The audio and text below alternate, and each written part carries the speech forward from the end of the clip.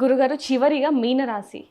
మీనరాశి వారికి ఏ విధంగా ఉందండి జూన్ మాసంలో? అదే విధంగా విద్య, వ్యాపార, ఆరోగ్యరీత్యా? మీనరాశి వారికి కూడాను జన్మరాహుగ్రహ ప్రభావం తప్పించి మిగిలినవన్నీ కూడా విశేషమైనటువంటి యోగాలే. అయితే గురుగారు చాలా మంది కూడా మీనరాశి వారికి ఏలినాటి శని ఉంది అంటున్నారు. ఉందంటారా? పోయిందంటారా? ఏలినాటి శని ఉందమ్మా. ఉంది. ద్వితీయ స్థానంలో ఉన్నాడు. ఇంకా రాబోయేటువంటి 2.5 సంవత్సరాలు ఉంది. ఇంకా దాదాపు 3 సంవత్సరాల వరకు ఏలినాటి శని ఉంది.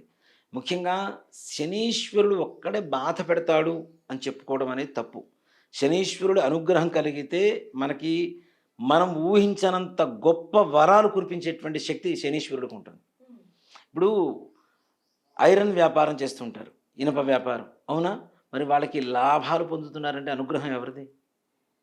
అలానే ట్రాన్స్‌పోర్ట్ బిజినెస్ ఉంటుంది. మరి వాళ్ళకి లాభాలు పొందుతున్నారంటే అనుగ్రహం ఎవరిది? శనీశ్వరుడిదేగా మరి. అవేం లేకుండానే ఇన్ని లారీలు మన ప్రపంచం మొత్తం తిరుగుతున్నాయా? భారతదేశం మొత్తం? తిరగట్లేదుగా. అలానే మనం ఇనప వ్యాపారం ఇల్లు కట్టుకోవాలంటే ఇనుము కావాలి. ఏ పని చేయాలన్నా ఇనుము కావాలి. మరి అట్లాంటి వాటికి కూడా తప్పనిసరిగా ఇనప వ్యాపారం బాగా జరుగుతుంది కదా! ఇట్లాంటి వాటికి కూడా శనీశ్వరుడు అనుగ్రహం కలుగుతుంది. అంటే ముఖ్యంగా ఏంటంటే శనీశ్వరుడు శనీశ్వరుడు బాధలను ఒక్కటే ఇవ్వడు. ఆయన అనుగ్రహంతో సకలైశ్వర్యాభివృద్ధి కూడా కలుగజేస్తాడు.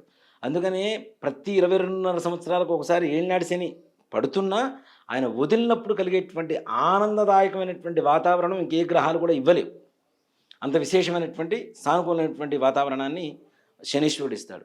ఏలినాటి శని ప్రభావం ఉన్న మిగిలిన గ్రహాల ప్రభావం ఏదైతే ఉంటుందో వాళ్ళకి తప్పనిసరిగా ఆ గ్రహాల అనుకూలత కూడా కలుగుతుంది. ఇప్పుడు మీనరాశికి జన్మ రాహు ఉన్నాడు.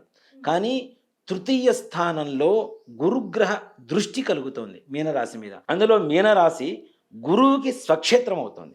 కాబట్టి సొంత ఇంటిని ఎవరు పాడు చేసుకోరు కదా. కాబట్టి గురుగ్రహ దృష్టి కలుగుతుంది కాబట్టి సకలైశ్వర్యాభివృద్ధి సకలకార్య సిద్ధి తప్పనిసరిగా జరుగుతుంది. మీనరాశి వారికి వివాహ ప్రయత్నాలు సానుకూలంగా ఉంటాయి. అంతేకాకుండా ముఖ్యంగా వ్యాపారం చేయాలి అనుకునేటువంటి వాళ్ళకి, కొత్తగా వ్యాపారం పెట్టాలి అనుకునేటువంటి వాళ్ళకి, వ్యాపారం చేసేటువంటి వాళ్ళకి ఈ జూన్ నెలలో కొంత ధాన్యం ఇట్లాంటివి ఏవైతే ఉంటాయో కందిపప్పు కావచ్చు, మినపప్పు కావచ్చు, ఇవన్నీ కూడా నిల్వ చేసుకుంటూ ఉంటారు కదా. ఇప్పుడు నిల్వ చేసుకునేటువంటి వాళ్ళకి భవిష్యత్తులో విపరీతమైనటువంటి ధనయోగం కలగబోతోంది తప్పనిసరిగా. కాబట్టి వ్యాపారం వాళ్ళకి బాగుంటుంది. అలాగే విద్యారంగం వాళ్ళకి విద్యార్థులు కూడా తప్పనిసరిగా ఉత్తీర్ణత పొందడం, తద్వారా వాళ్ళకి కావాల్సినటువంటి ఉద్యోగాలు రావటం. ఈ మనకి అంటే చదువుతున్నప్పుడే ఉద్యోగాలు వస్తూ ఉంటాయి కదా. అవునండి. సో కాలేజీలో చదువుతున్నప్పుడే చివరి దశలో ఉన్నప్పుడు ఉద్యోగాల అవకాశాలు రావటం, అవి కూడా వీళ్ళు ఊహించనంత మంచి కంపెనీల నుంచి రావటం, ఇట్లాంటివి జరుగుతూ ఉంటాయి. ప్రమోషన్స్ కోరుకునేటువంటి వాళ్ళు కూడా తప్పనిసరిగా బాసుకి కొంచెం అంటే వీళ్ళ ఉన్నత అధికారులకి కొంచెం సానుకూలంగా ఉంటే తప్పనిసరిగా వీళ్ళ మీద దృష్టి సారిస్తారు. వీళ్ళు పడేటువంటి కష్టానికి గుర్తింపు ఉంటుంది. ప్రమోషన్లు రావడానికి మంచి అవకాశం ఉంటుంది. అలాగే వివాహ సంబంధాలు కూడాను సానుకూలంగా ఉండేటువంటి సమయం. షేర్ మార్కెట్ వాళ్ళకు కూడాను కొంత నష్టం వాటిల్లినా తదుపరి వెంటనే పుంజుకునేటువంటి శక్తిని గురుగ్రహం ఇస్తోంది.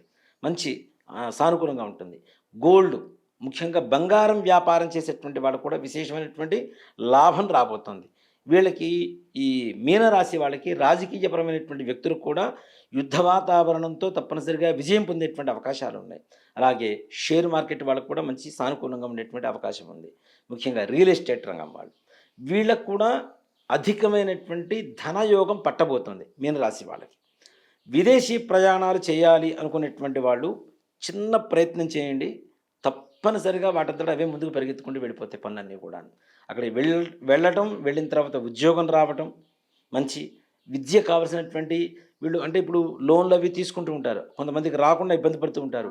అలాంటి సహాయ సహకారాలు కూడా సంపూర్ణంగా వీళ్ళకి మద్దతు తెలుపుతూ వీళ్ళు విదేశాలు వెళ్ళడానికి, అక్కడ ఉద్యోగం చేసుకోవడానికి, అంటే ఏదైనా చదువుకోవడానికి వెళ్ళినటువంటి వాళ్ళకి విద్యార్థులకి చదువు కానివ్వండి, అక్కడ ఉండేటువంటి ఆల్రెడీ ముందుగా స్థిరపడినటువంటి వాళ్ళకి ఉన్నతమైనటువంటి ఉద్యోగ స్థానం రావడం కానివ్వండి, పర్మనెంట్ ఏదైతే పీఆర్ కోసం ట్రై చేస్తుంటారు కదా, పర్మనెంట్ రెసిడెన్సీ కోసం, అట్లాంటి వాళ్ళకు కూడాను మీనరాశి వాళ్ళకి ఈ జూన్ మాసంలో విశేషమైనటువంటి అనుకూలమైనటువంటి వాతావరణం నెలకొంటుంది.